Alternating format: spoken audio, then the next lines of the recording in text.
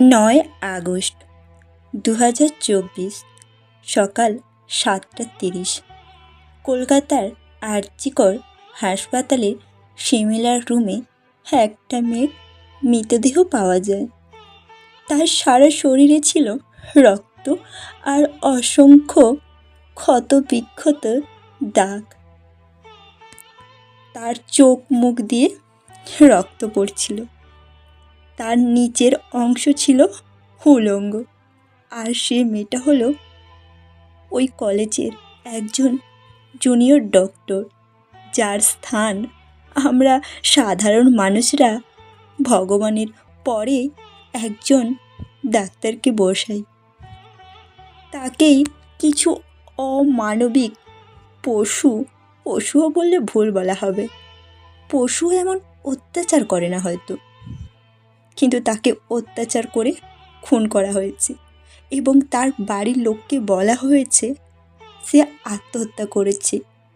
কে তাকে হত্যা করেছে এবং পুলিশ কেন সে বিষয়ে কোনো কঠিন থেকে কঠিন পদক্ষেপ নিচ্ছে না, চলুন আপনাদের সেই বিষয়ে একটা অডিও শোনাই, যে অডিওটা আমি এক জায়গা থেকে পেয়েছি।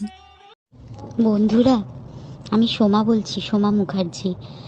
এত কষ্ট হচ্ছে ভিতরে যে হসপিটালে বসে থাকতে পারছি না। আমাদের সব ডাক্তাররা সবাই খুব ডিস্টার্বড। আজকে তো ওপিডি বন্ধ রাখা হয়েছে। তোরা জানিস সমস্ত ঘটনা শুনলাম, যা মানে সত্যিকারের ঘটনা, যেটা আরজিকরের ভিতরের যে ডাক্তার তারা তাদের বন্ধু বান্ধব মারফত এটা ছড়িয়ে মানে এসছে আমাদের কাছে। অ্যাকচুয়ালি যেটা ঘটেছে সেটা হচ্ছে, আমি শুনে তো মানে বিশ্বাস করতেও নিজেকে কেমন লাগছে রে। প্রত্যেকটা আমাদের ওয়েস্ট বেঙ্গলের প্রত্যেকটা মেডিকেল কলেজে, বিশেষ করে কলকাতার সরকারি মেডিকেল কলেজগুলোর প্রিন্সিপালরা, ডিপার্টমেন্টাল হেডরা, প্রিন্সিপালরা বিশেষ করে, তারা পাশ করানোর জন্য স্টুডেন্টদের কাছে রীতিমতো টাকা নেয়। যেসব স্টুডেন্টরা, ইন্টার্নরা, পিজিটিরা যারা ভালো করে ক্লাস করে না বা থিসিস তারা জমা দেবে, পিজিতে তো থিসিস জমা দিতে হয়, তো যারা এমবিবিএস ফাইনাল পাস করবে না, সাপ্লি পাইয়ে দেবে, ইন্টার্নের কমপ্লিশন দেবে না, ইন্টার্ন হওয়ার পর কমপ্লিশন না দিলে তারা রেজিস্ট্রেশন নাম্বার পাবে না, এই সমস্ত ভয় দেখিয়ে টাকা পয়সা নেয়। সমস্ত জায়গাতেই এটা আছে। এর মধ্যে সব থেকে নিকৃষ্টের থেকেও নিকৃষ্টতম হচ্ছে সন্দীপ ঘোষ, প্রিন্সিপাল, যে তোর আমাদের কি বলে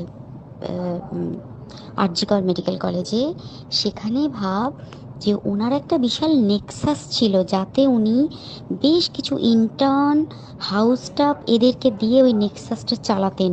তারা ওখানে একটা সেক্স র্যাকেট চালাতো, তারা একটা ড্রাগ র্যাকেট চালাতো। ড্রাগ র্যাকেট মানে ওই যে ওটাতে বলেছে না, ড্রাগ মানে শুধু ওই হেরোইন আর ব্রাউন সুগারের ড্রাগ খাওয়া বা মদ খাওয়া নয়। ড্রাগ মানে হচ্ছে যে কম দামি, কম টাকায় যে ওষুধ পাওয়া যায়, যে ওষুধ না জল ভগবান জানে, সেই ওষুধের মানে কোটি কোটি টাকায় যে টেন্ডার বেরোতো, সেই ওষুধ নিয়ে ওষুধ কোম্পানিগুলোর কাছ থেকে কোটি কোটি টাকা, সেই সমস্ত টাকার একটা বড় অংশ যেত পার্টি ফান্ডে। বুঝতেই পারছিস তাহলে। সেই জন্য পার্টির একদমই কাছের উনি, পার্টির মানে একদম খোদ মানে ওপর লেভেলের, একদম আসল জায়গাকার কাছে।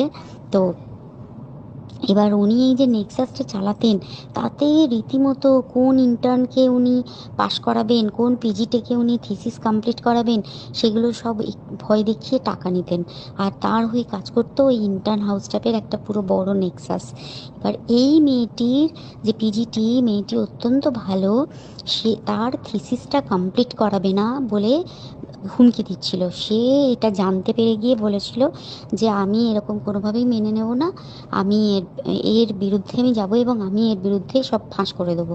তখন তাকে রীতিমতো ধমক দেওয়া হচ্ছিল। এটা চলছিল লাস্ট 6 মান্থস ধরে। 6 মাস ধরে তাকে হুমকি দেওয়া, তার প্রতি মানে বেশি বেশি প্রথমের দিকে কি করছিল, অত্যাচার করছিল। মানে কীরকম, বেশি বেশি করে নাইট ডিউটি দিচ্ছে, at a stress 36 hours duty, বেশি বেশি করে নাইট, বেশি বেশি করে খাটানো। এবং এগুলো সব জানে ডিপার্টমেন্টাল হেড, চেস্টের যে ডিপার্টমেন্টাল হেড সেও জানে, সিনিয়র পিজিটিরা সবাই জানে। প্রিন্সিপালের নির্দেশেই হচ্ছে এবং ওনার নেক্সাসের ছেলেমেয়েরাই কাজ করছে। তারা 6 মাস ধরে এটা করেছে। করার পরও যখন ওকে আটকাতে পারেনি, তখন তখন কি করেছে, ওই দিনকে ওরা ঠিক করেছে যে দিনটাতে এই ঘটনাটা ঘটেছে, সেদিন কতখানি প্ল্যান্ড এবং গট আপ গেম দেয়। সেই দিন ওই ঘরে ওই সেমিনার রুমে প্রত্যেক দিনই চারতলার আরও অনেকেই যারা সিনিয়র পিজিটি বা জুনিয়র পিজিটি তারা কিন্তু বিশ্রাম নিতে যেত, অনেকেই ওই ঘরে যেত। সেই দিনকে ও একা, ওকে বলেছে তুমি ঘুমিয়ে পড়ো, ওকে একা রেখে এসেছে, বাকিরা কাউকে যেতে দেয়নি, বলেছে ওই ঘরে আজকে ঘটনা ঘটছে, মানে কাজ হচ্ছে, ওই ঘরে কেউ যাবে না। ওই ঘরে সেই দিনকে ওর সাথে যখন খাওয়া দাওয়া করেছে বাকি চারজন, সেই চারজনের মধ্যে একটি মেয়ে পর্যন্ত ছিল। সে কীরকম মেয়ে চিন্তা কর, এরা ডাক্তার না জানোয়ার জানি না, আমি জানোয়ার বললেও জানোয়ারদের অপমান করা হয়, কারণ জানোয়ার সমাজে এরকম কাজ হয় না, তো ডাক্তার না কি আমি বলতে পারবো না।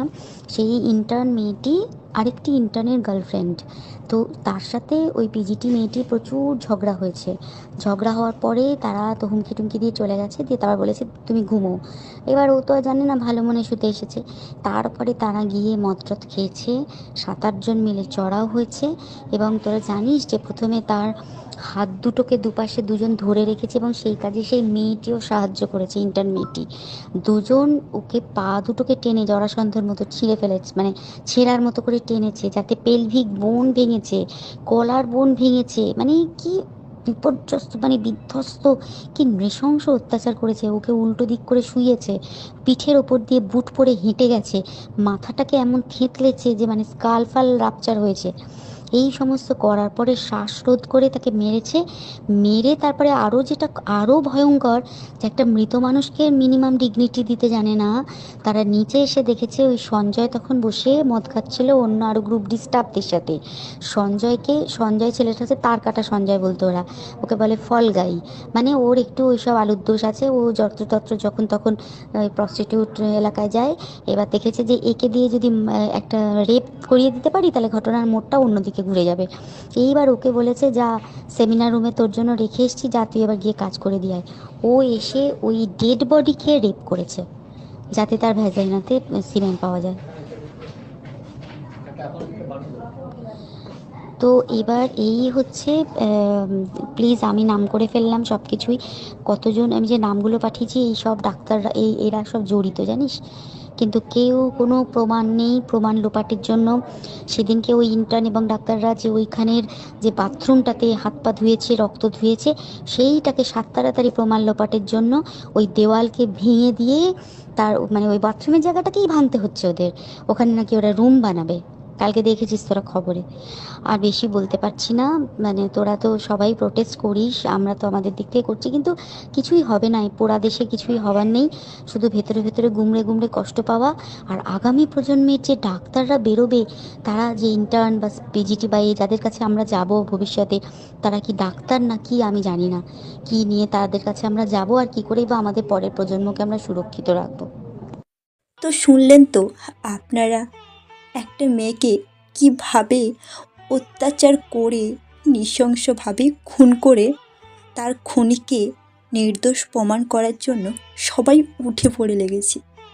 চারদিকে আন্দোলন হচ্ছে, এমনকি বিদেশেও আমাদের এই মেয়েটার জন্য একটু বিচার পাওয়ার জন্য সবাই নিঃস্বার্থভাবে, নির্লোভভাবে লড়ছে। চলুন না আপনারাও, আমরাও একটু লড়ি, যেন ওই মেয়েটা, নিষ্পাপ নির্দোষ মেয়েটা যে এত বড় সর্বনাশ করলো, যে একটা মায়ের কোল শূন্য করলো, যে করলো এই কাজটা, তার কি কোনো বিচার হবে না? আর জানি না মৃত্যুর পরেও আত্মা বলে কোনো বস্তু হয় কি না।